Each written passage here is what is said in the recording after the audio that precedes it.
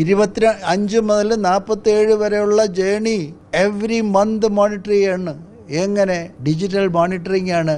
Progress of construction of the home 2047 അത് വികസിതമായി മാറണം, ഒരു അമൃത് മഹലായി മാറണം എന്നുള്ള കാഴ്ചപ്പാടുകൂടി പോകുന്ന ഒരു പ്രൈം മിനിസ്റ്ററുടെ ആഗ്രഹമാണ് 146 കോടി ഇതിൽ ചേരണം. ആ 146 കോടിയിൽ അൺഫോർച്ചുനേറ്റ്ലി മുസ്ലിം കമ്മ്യൂണിറ്റിയെ പല കള്ള പ്രചരണവും നടത്തി മാറ്റി നിർത്തിയിരിക്കുകയാണ്. അവർക്കത് അങ്ങോട്ട് മനസ്സിലാകാത്ത രീതിയിൽ കൺഫ്യൂസ് ചെയ്ത് കള്ളം പറഞ്ഞ് അവരെ മാറ്റി നിർത്തി വോട്ട് ബാങ്കായി ഉപയോഗിക്കുന്ന ഒരു പ്രതിപക്ഷം.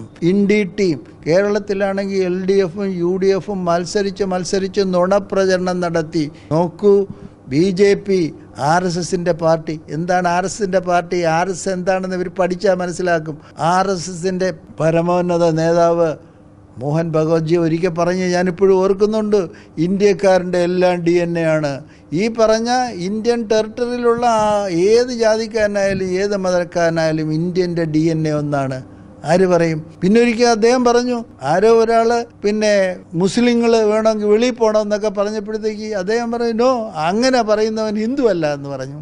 RSS എന്നും മുസ്ലിങ്ങളെ ചേർത്ത് പിടിക്കാനുള്ള സോഫ്റ്റ് പൊളിറ്റിക്സ്, സ്നേഹത്തിൻ്റെ പൊളിറ്റിക്സ്, ഇൻക്ലൂഷൻ്റെ പൊളിറ്റിക്സ് മാത്രമേ ചെയ്തിട്ടുള്ളൂ എന്നുള്ള സത്യാവസ്ഥ തിരിച്ചറിയാതെ LDFും UDFും മത്സരിച്ച് പറയും, ഈ RSS ലീഡ് ചെയ്യുന്ന BJP വന്നു കഴിഞ്ഞാൽ നിങ്ങൾക്ക് ഖബറിൽ കിടന്ന് മരിക്കാനൊക്കത്തില്ല, നിങ്ങൾക്ക് ഈമാൻ കൊണ്ട് മരിക്കാൻ പറ്റത്തില്ല എന്ന് പറഞ്ഞ് വേണ്ടാത്ത കള്ള പ്രചരണം നടത്തി വോട്ട് ബാങ്കാക്കി മാറുന്ന സാഹചര്യത്തിൽ ഇവരോട് പറയണം, സുഹൃത്തേ, ഇന്നത്തെ രാഷ്ട്രീയ റിയാലിറ്റീസ് നിങ്ങൾ മനസ്സിലാക്കൂ, പൊളിറ്റിക്കൽ റിയാലിറ്റീസ് മനസ്സിലാക്കൂ.